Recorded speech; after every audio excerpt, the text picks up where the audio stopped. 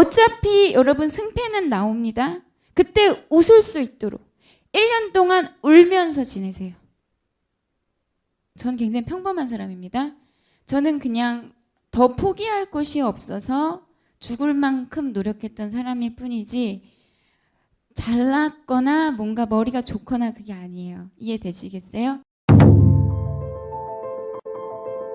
어제는요 신림동 갔다 왔어요. 신림동 가서 자정까지 그 동네 걸어봤어요. 그러니까 제가 어땠는지를 지금의 저는 잊었을까봐, 그죠? 그래서 느끼고 왔는데 지금 잘 전달이 됐으면 좋겠습니다. 일단은 제가 왜 그렇게 독한 마음이 생겼는지를 먼저 말씀드려야 될 것 같아요. 저희 어머니랑 아버지가 20살에 얼굴만 보고 결혼했어요. 아무것도 없이. 그러니까 너무 가난했어요. 물론 가난하다는 건 상대적인 개념이지만 동전 100원 잃어버려서 집에 못 들어간 적도 있고요. 네? 집에 병뚜껑 그죠? 1.5리터 그 사이다 물병 병뚜껑 없어졌다고 부부싸움 하시는 거 보면서 컸어요. 그러니까 저는 마음이 쉬지를 못했어요. 엄마를 웃게 해줘야겠다는 생각, 그리고 내가 그거를 꼭 해내야 된다는 생각. 그다음에 저 되게 부자처럼 생겼죠. 아무리 말해도 까먹어요. 여러분도 분명히 까먹으실 텐데 저 대학 때 사람들이 다 저 부자인 줄 알았어요. 저 숨긴 적이 없고 늘 말을 하는데 까먹어요.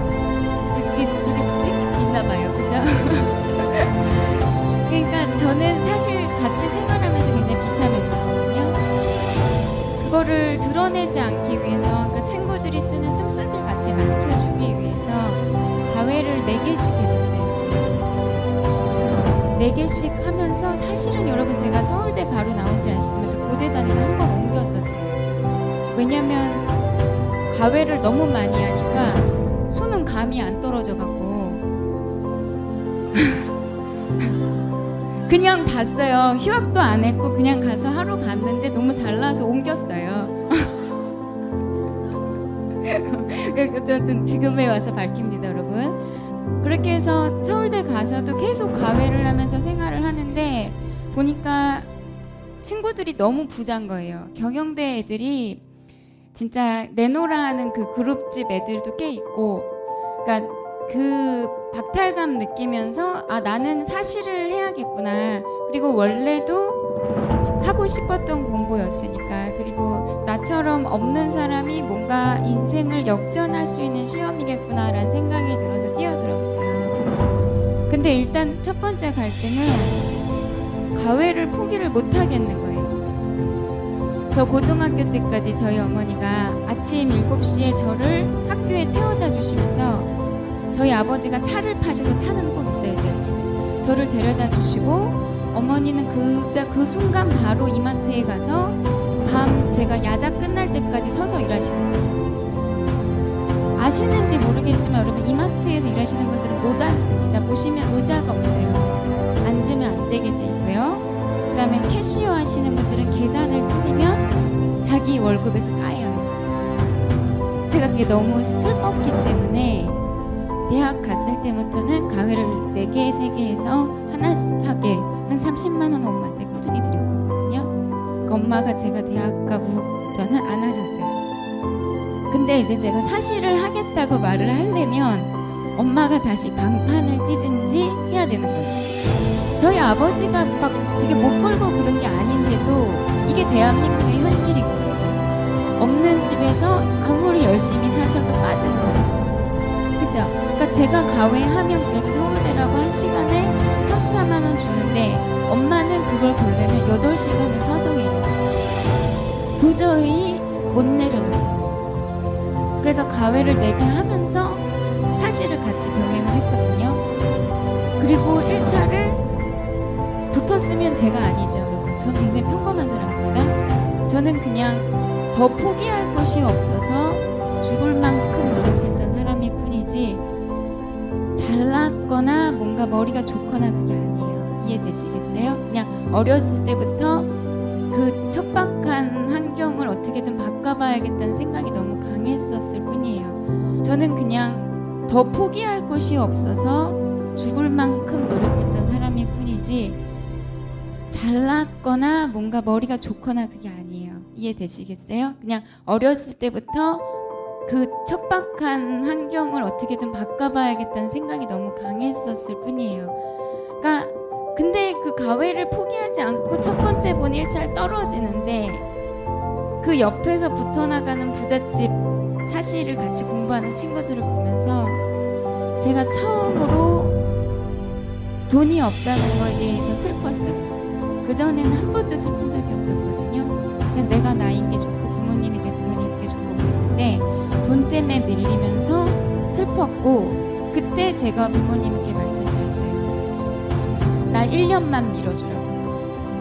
1년만 밀어주면 붙겠다. 부모님도 더 밀어주실 수 없는 상황이었고 집에서 전혀 달가워하지 않았었어요. 그래서 제가 한 달에 받는 돈은 총 30만 원. 총 방값 다 합쳐서 옷값, 생활비 다 합쳐서 식사비 다 합쳐서 학원은 알바하면서밖에 못 다녔고요. 저 칠판 되게 잘 지워요, 여러분. 그래서 저 강의하다 중간에 칠판 혼자 막 되게 잘 지우거든요. 오랫동안 지웠던 스킬이 있어요. 그래서 어쨌든 잘 지우고 그렇게 하면서 제가 선택했던 방법은 뭐냐면 어쨌든 1년이라는 시간을 주셨기 때문에 학원은 못 다니지만 학원 시간표를 들려서 혼자 따라하기 시작했어요. 그럼 지금으로 치면은 아마 프리패스처럼 제일 싼 거 그런 거를 하나 이렇게 친구랑 같이 그런 거를 이렇게 구입을 해서 그거를 철저하게 따라가는 정말 철저하게 따라가는데 그거를 흉내내기 위해서 제가 첫 번째로 한 게 뭐냐면 가장 열심히 하는 사람들이 모여있는 집단 안으로 들어가야겠다라는 생각을 했어요. 저 혼자 하면 도대체 몇 시부터 몇 시까지 해야 하는지 감을 잡을 수가 없다라는 걸 느꼈거든요.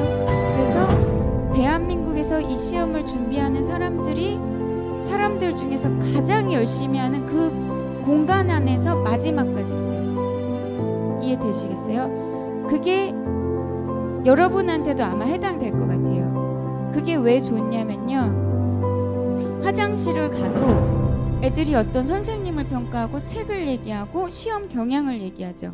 들을 수가 있죠. 그 다음에 가장 열심히 하는 사람들이 보여요. 그러면 쟤를 따라가면 붙겠다라는 생각이 들어요. 그럼 아침에 오면은 친구 없었어요. 여러분 저 친구 다 버렸어요. 친구 다 버렸고 핸드폰도 버렸고 핸드폰도 없앴었어요. 컴퓨터 당연히 없고 혼자 지냈어요. 혼자 밥 먹고 그러면서 이렇게 주변에 이렇게 혼자 이렇게 머뭇머뭇하면서 이렇게 엿듣고 다니면 사람들이 가장 열심히 하는 사람들이니까 그 열기가 저한테 전달이 돼서 외롭지가 않았어요. 여러분 생각에는 친구랑 같이 있으면 안 외로울 것 같죠? 이거는 합격할 때까지 해결되는 싸움이 아니에요, 여러분. 친구랑 같이 시험장 못 들어가잖아요, 그죠? 되게 웃긴 게 여러분 합격하면 모든 게 회복이 되는데 너무 길어지면 있던 친구도 떠나가요. 그러니까 혼자 되는 거를 절대로 두려워하시거나 절대로 쪽팔려 하시면 안 돼요.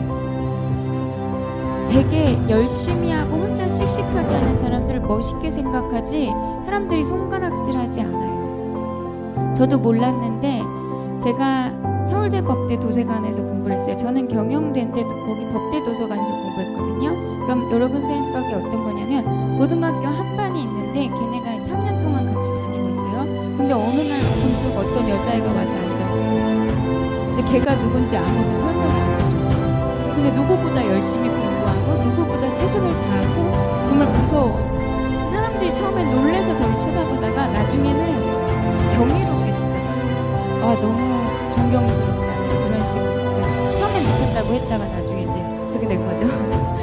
제가 말씀드리고 싶은 거는 장소가 상당히 중요해요. 가장 열심히 한 사람이 자꾸 육안으로 보여야 됩니다. 여러분 공부하시다 보면은 슬럼프를 탈 거예요. 슬럼프를 타고 돌아갔을 때 그 기운 안에 다시 빠져들거든요. 그리고 나만 겪는 슬럼프가 아니라는 게 보여요. 그렇게 열심히 쟤는 절대 그만두지 않을 거라고 생각했던 애도 한 일 동안 얼굴이 안 나타나다가 노랗게 돼서 나타나는 걸 보면서 아, 저번에 겪은 내 슬럼프가 그렇게 대단한 게 아니었구나. 쟤도 겪는데 그럼 나도 겪겠다. 그 기준이 자기한테 세워지거든요. 그리고 옆에 있는 친구가 이렇게 진짜 친구 말고 옆에 앉은 애, 열심히 하는 애, 걔가 책 페이지 넘어가는 거 보면서 아, 내가 약간 많이 느리구나. 좀 더 속도를 내야겠다. 그러니까 나 혼자라면 너무 힘들다고 느껴졌던 게 여러분 다 같이 하고 있으면 안 힘들고 그게 당연한 게 돼버려요. 제가 공부를 아침 7시부터 11시까지 했거든요. 제가 일단 제 생활을 말씀드릴게요. 아침에 6시 45분에 일어납니다. 그리고 7시 셔틀을 타요. 제가 몇 분 만에 준비를 한 거죠? 15분. 무슨 얘기죠? 다 하고 잔 거예요. 다 씻고, 다 옷 입고, 양말까지 신고, 가방 줄 잡고 자고 바로 튀어나가요. 여러분 공격적으로 공부하셔야 돼요. 여러분 아침에 일어나서 세수하고 샤워하고 밥 먹고 책상에 앉는 데까지 2시간 걸려버리면 그날 날아가요. 아침에 아무 생각 안 들 때 반사적으로 가서 책상에 앉으셨을 때가 가장 안 힘들어요. 무슨 말인지 아시겠어요? 나 샤워해야지 기분 깬다. 그런 분들은 씻으세요. 근데 저 같은 경우는 아침에 일어나면 무서웠어요. 그날 하루가 너무 무서웠어요. 어떻게 일어나야 될지 도저히 알 수가 없었어요. 자신이 없었어요. 굉장히 나약한 사람이에요. 그런 면에서 자신감 있고 잘한 타입이 아니었거든요. 어떻게 일어나서 내가 저 책상까지 도서관 가서 앉아야 되는지가 무서웠기 때문에 그 동선을 굉장히 짧게 만들었어요. 이해되셨어요? 그러니까 씻지도 않았고 올라가면서 대충 선크림 바르고 파우더 같은 거 바르고 앉아요. 그럼 그렇게 희생해서 앉는 아침 7시에 화장실 한번 가겠다 일어나고 손 씻겠다고 일어나고 아침 먹겠다고 일어나고 그럼 너무 아깝잖아요. 그죠? 그래서 저는 아침 7시 15분 거의 이제 책피가 앉으면 15분이니까 그때부터 11시 15분까지 한 번도 일어나지 않았어요. 물티슈 가지고 앉았고 먹을 바나나랑 우유 가지고 다 싸놓고 잔 거예요. 일어나지 않았어요. 의식적으로. 왜냐하면 일어났다 앉으면 흐름이 깨져요. 여러분은 그렇게 쭉 앉아있는 게 더 힘들 거라고 생각하시지만 자꾸 왔다 갔다 하면서 앉는 게 더 힘든 거예요. 쭉 공부했고 그 다음에 11시 15분이 되면 친구들이 아니죠. 그 도서관에 있는 애들. 그러니까 제 마음속에 걔네가 친구예요. 11시 걔네는 11시 30분에 밥을 먹으러 갔지만 저는 혼자서 11시 15분에 밥을 먹으러 갔어요. 왜냐면 혼자 다니는 건 왜냐면 학교니까 그래도 신입생들이 옷 이러고 입고 오는데 나는 추리닝이 항상 추리닝이었거든요. 추리닝밖에 없었으니까. 근데 너무 다니기가 민망해서 그래서 11시 15분에 가서 딱 10분 만에 밥을 먹고 11시 35분에 다시 앉아요. 그리고 공부를 합니다. 한 10분 하면은 졸려요. 그리고 애들이 한 12시쯤 들어오는데 저는 그때까지 자요. 그럼 12시부터 공부합니다. 그럼 애들 12시쯤에 막 12시 반에 와요. 사실 12시 반에 들어오더니 애들은 1시 반 2시까지 자는 거예요. 얼마나 시간을 많이 보내는지 아시겠어요? 시간이 엄청나게 다르게 쓰여요. 물론 그 밥을 꼭 혼자 먹었던 건 아니고 가끔 그만큼 열심히 하는 친구를 만나서 같이 먹은 적도 있지만 필요하다면 혼자 먹는 거를 그냥 습관화했어요. 그 혼자 먹는 동안에도 이어폰, 강의 테이프 끄고서 먹었어요. 왜냐면 처음에는 그게 너무 힘들기 때문에 강의를 들으려는 건 아닌데 남들 보기에 아무래도 의식이 되니까 뭔가 집중하고 있다라는 그런 표시를 하면서 밥을 먹고 돌아와서 계속 공부를 하면서 제가 학원을 아르바이트 하면서 다녔잖아요. 학원 가는 시간 되면은 중간에 일어나서 갔다 와주고 돌아와서 바로 11시까지 공부하고 그때도 한 번도 안 일어났어요. 사실은 한 번도 안 일어났어요. 그러나 여러분 제가 이거를 맨날 365일 했다는 건 아닙니다. 중간중간에 크게 슬럼프가 있었어요. 한 달에 한 번씩 있었어요. 한 달에 한 번씩 방에서 아침에 나오는 걸 실패한 날이 있었어요. 그러면 진짜 이틀 가요. 이틀 동안 먹어요. 이틀 동안 울면서 있어요. 일단 놓치기 시작한 게 너무 아깝고 다시 어떻게 해야 될지 모르겠고 그 다음에 합격하는 방법을 모르겠는 거예요. 그렇게 울다가 어차피 나는 도망을 못 간다는 걸 깨닫고 울면서 다시 올라갑니다. 올라가서 제가 아까 말씀드렸죠. 그래서 공부 장소가 중요한 거라고. 항상 익숙한, 항상 열심히 하는 애들이 있어요. 그럼 거기 앉아서 사실 책상에서 엎드려서 2시간 정도 더 울었어요. 속상해서. 얘는 열심히 했는데 나는 못했구나. 2시간 있다가 딱 공부를 시작했는데 이게 웬걸? 너무 잘 되는 거예요. 여러분 슬럼프 오면 몸이 바닥난 거예요. 슬럼프는 항상 있는 거니까 그 다음은 무조건 올라가요. 이해되시겠어요? 내가 너무 다운될 때 그 다음은 올라가는 걸 기억하세요. 내가 다운되는 건 내가 정말 열심히 했다면 괜찮아요. 물론 그 순간 너무 괴롭겠지만 여러분 그거 누구나 그래요. 제가 왜 느꼈냐면 그렇게 제가 이제 슬럼프를 겪고 이제 공부가 높이 하늘을 치고 있을 때 거기 열심히 하고 있던 애들이 사라져요. 그리고 걔네가 3일 있다 와요. 보면 알아요. 아, 쟤 슬럼프였구나. 근데 저는 알아요. 걔 합격한. 걔도 알아요. 저 합격한. 같이 다 합격했어요. 거기 있던 사람. 1년 뒤에 여기서 합격하는 사람 나옵니다. 진짜로 나와요. 믿으셔야 돼요, 여러분. 이런 사람들 진짜 안 돼요.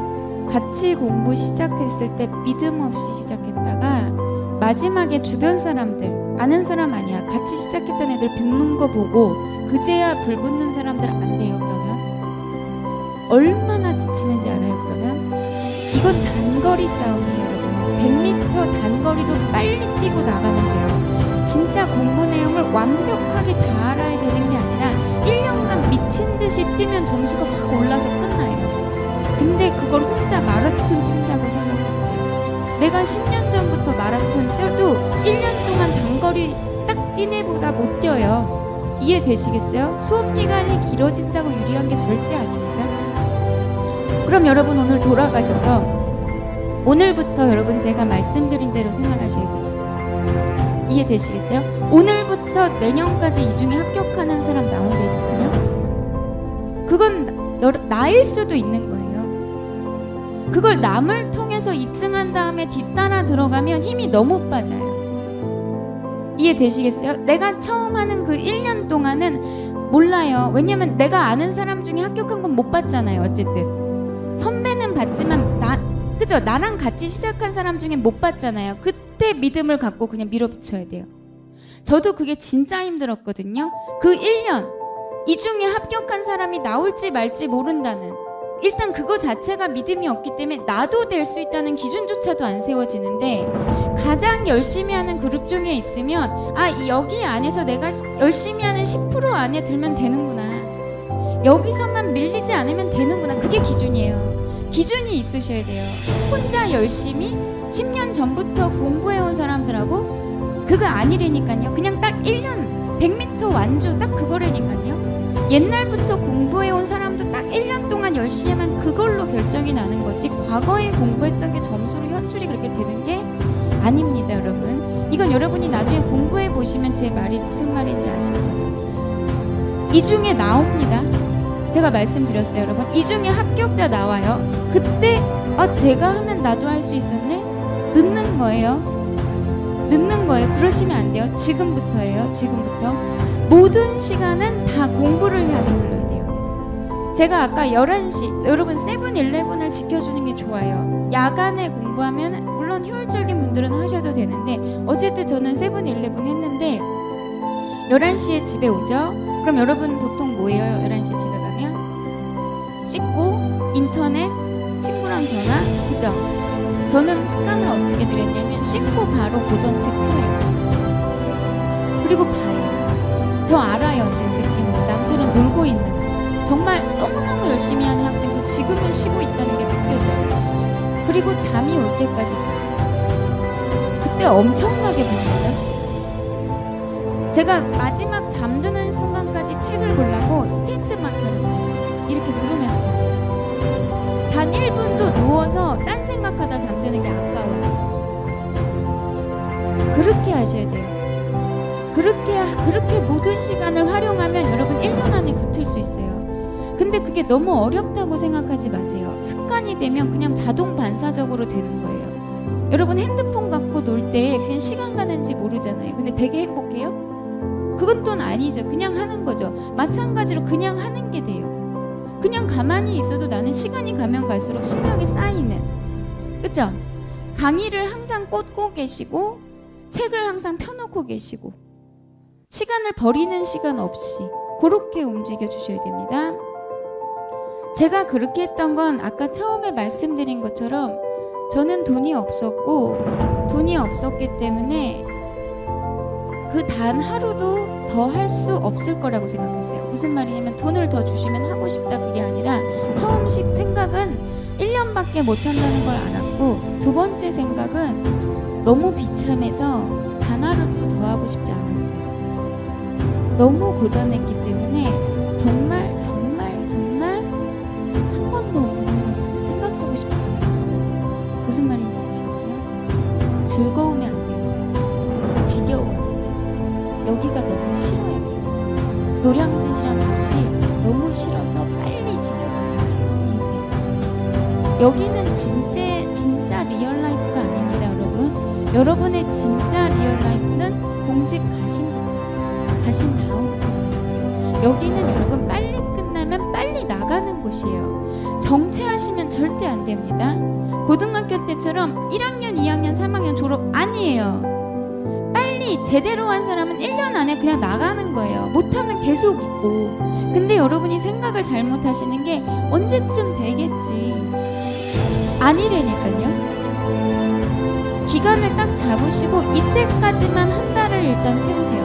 그리고 단 하루도 더 하고 싶지 않을 만큼, 정말 단 하루도 더 할 수 없을 만큼. 이해되시겠어요? 후회 없게. 제가 친구들을 버렸다 그랬잖아요. 뭐냐면 여러분들도 그거 좀 조심하세요.